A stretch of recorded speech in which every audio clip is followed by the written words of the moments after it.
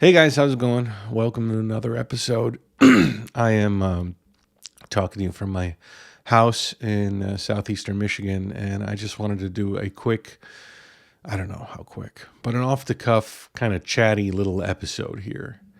I got notified, well, I realized something yesterday, and I thought it would have come a lot sooner. Actually, I was surprised that it came now because there was so many opportunities for me to get it, but finally, I have joined the club. I am COVID positive. This is my first test, so I'll take another this afternoon. But um, yeah, yeah. So, are congratulations in order? It's odd that a few days ago, actually, I started feeling like a little raspy in my throat, and I I tested myself right away, thinking, I have some symptoms, respiratory system symptoms, and once you are in a family that's half Chinese, like Annie and everything, you have a ton of tests around and a ton of medicine and things to take care of yourself. So I was like, well, whatever I do, if I have it, I have it. And so I tested myself. I tested negative. And so I'm like, oh, I guess it's not COVID. But then last night and the night before, I just really rough nights. And I mean, to be honest, it feels like a mild cold. You can probably hear it in my voice. But the indication that I have, I'll put the microphone. You hear that? It's that the end of the breath. Certainly, that raspiness in the lungs was an indication that something was going on that wasn't quite just a common cold. Although I have had common cold where I've felt that way.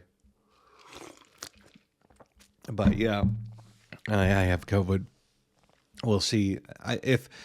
If my time scale is right, I'm probably 3 or 4 days into it. So I probably have a couple more days. Eva and Annie are sort of keeping away from me. None of them have it yet. Hopefully they don't get it because they've already had it just a few months ago. So, um, but yeah, I just thought I'd let you know, share it with you guys. Kind of crazy. It's wild. I spent 2 years of COVID time in China, completely safe from the idea of getting COVID because China's measures to prevent COVID from entering the country were so rigid that you were pretty confident that you weren't going to be able to get it because you knew every single person that did have it. It was like sort of common knowledge. So, if somebody in your province got it or somebody in your district got it, everybody got a notification. Their QR codes changed, and everything was on high alert. So it is kind of funny that I get it now because in conjunction with the idea that probably a lot of people are going to be getting it in China now because China has loosened all their regulations with regards to the health codes and with regards to the quarantining and everything. They're taking down testing centers and really streamlining the effort to combat COVID and kind of just basically seeing reality in that the world now has to live with this sickness instead of fearing it so much. I wish China had made this move a long time ago. I think they could have done this about a year ago and said, "Hey, everybody, Jayoe, we've combated COVID for the initial phase of this epidemic virus, and now we are going to move on to phase two at a good time where we are all, not everybody is going to get through this perfect. There's going to be a lot of you that are going to get sick.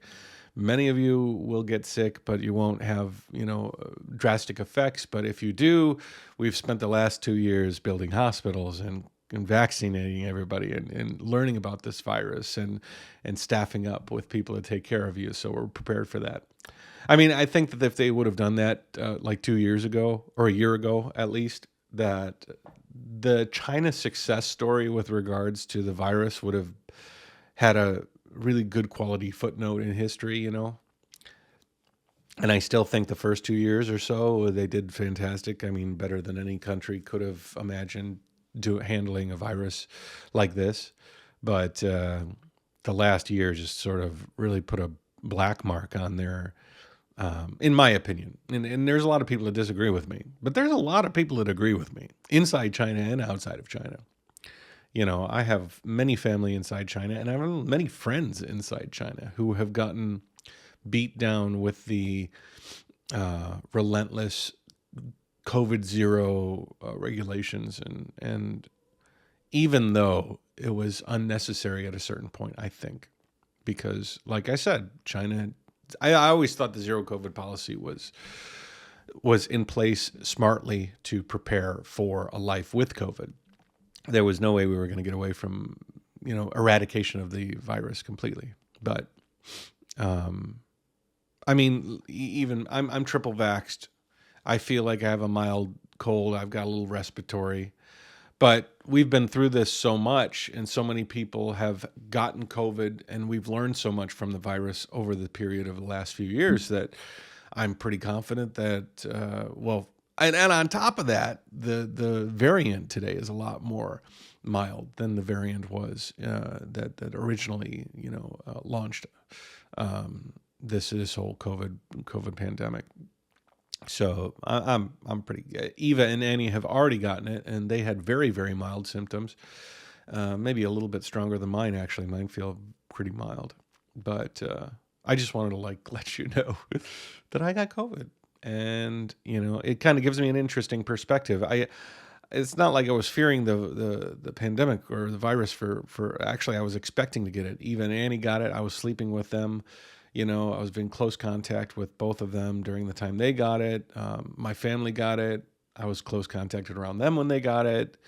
I'm sure I had multiple cases where I was in contact with people who had it, whether it was a grocery store or whatever, just because America has a different stance on how to deal. I won't even say deal with this virus. And, so I was pretty surprised I hadn't gotten it until now. And it's kind of funny because the last week I have been pretty isolated just in general. I've been on a bit of a health kick because I had done a 48-hour fast a couple of weeks ago, maybe a month ago, before Thanksgiving.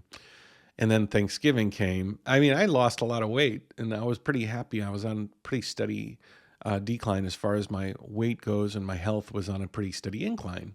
And then Thanksgiving came. I ate way more than I should, and I gained back everything that I had lost and some.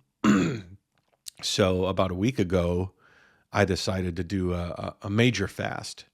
And I was taking vitamins and coffee and water, and I did that for 4 days.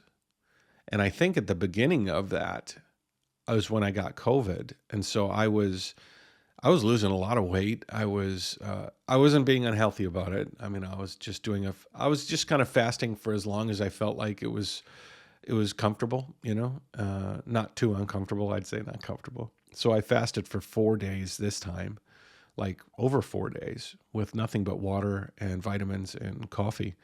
And I shed a lot of weight. But what it did is it kept me from going out to eat. It kept me from even having meals with Annie and Eva, which was good for them. So I was actually kind of isolating myself from them via my diet. And even like just yesterday, I started eating again and had a light, very, very light meal, just some basic stuff. And Annie prepared me a bowl separate from everybody else because everybody else meaning her and Eva, were eating more. So I've been able to isolate myself. It was yesterday that I actually tested, myself, and I was like, hey, AB, check this out. She's like, oh my God, you got it. I said, yeah. It's so funny because if I would have gotten this result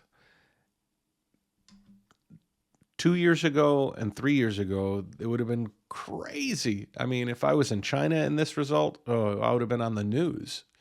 If I would have been in America during the beginning, like when I just came back here, even that would have been, a lot more strenuous than the result of getting it now, because I think the world has relaxed so much because they have so much knowledge on this virus, combined with the fact that this variant is a lot less, combined with the fact that they've been able to supply up, and really get a lot of understanding of how this virus works. I just feel like it's almost a nothing burger right now. Add on top of that the fact that I don't have to leave the house. It's not like I have too many obligations to go outside this house and mingle with people. That's good too. I was talking to my friend about this the other day, and the fact that I'm 43 years old, and beyond the fact that I've sort of paused my entire passion, which is global travel, the cycle traveler, that has been impacted by the virus. Other than that, my age doesn't and lifestyle doesn't really require me to be so social, and that is sort of a positive in this whole thing, because I talked to a lot of people who are high schoolers, and they had to give up prom, or they had to give up homecoming dance, they had to give up football games, and they had to give up all of these formative things that you want to do in your late teens, early 20s, or whatever. And I feel like those people got the biggest shaft in the beginning phases of this. But I feel like, anyways, America in general has kind of moved on from this thing, and it's not such a big deal. I'm going to obviously isolate myself till I get on the other end of this, but it's not going to be so difficult for me to do that. I've got more than enough work to do here at the office and prepare things. I'm not going to make this video so much more about other topics. I do have some other things to talk about, but I figured this would be the subject matter of this video would be the fact that I got COVID, and I figured I'd just announce it to you guys, because I don't know many other people to announce it to. It's funny, I could be somebody that has all of you people that watch me. Maybe not as many as you used to, but more people out there than in here in many aspects, which is crazy. But anyways, take it easy, guys. Jayoe, if you guys have any questions or anything, let me know. I'll kind of give you some updates. But yeah, I think for the most part, I got a little BT, which is boogers. Beyond that, it's that. That's the biggest indication. I really didn't even think I had it. I just took those tests just as a precaution. And I'm like, it's probably just some sort of a head cold. There's a lot of flu going around. There's a lot of people these days that the whole fear of vaccine, and the whole people not like exposing themselves to so much virus because of the pandemic. I mean, I was thinking about that the other day too, is that the fact that so many people have protected themselves from COVID, and in doing so protected themselves from all these sorts of little viruses and things that we engage ourselves with normally, and so for the last 3 years or so, we have protected ourselves from things that we shouldn't necessarily have protected ourselves from, and now we're kind of feeling the pain from that, because we're getting the flu in bigger rates and stuff like that. So I thought I had the flu, which made some sense to me. But no, it was COVID. So anyways, that's that. I will put some more videos out. We made the Christmas tree the other day. I was thinking about making a little family vlog this weekend for you guys, just kind of give you a little taste of what's going on. I do have some videos for the van life channel that I'm working on. And other than that, the van project's kind of, I'm working with a company called Detroit Woodworking here, and they're cutting all the wood for the interior panels and cabinetry for the van, and they haven't finished that project yet. So I'm waiting on them. If anybody's wondering what's going on with the van, not so much. I'm sort of waiting on those panels to get cut. So yeah, I'm depending on people's help. People are helping me, companies are helping me, and you can't put pressure on people that are helping you, out of the goodness of their hearts, sort of pro bono. So these guys are cutting the panels for me, and so it's taken them a little longer than I had originally anticipated, but it is what it is. I can't do anything about it. Anyways, take it easy, guys. Jayoe, and we'll talk to you in the next episode. And yeah, bye.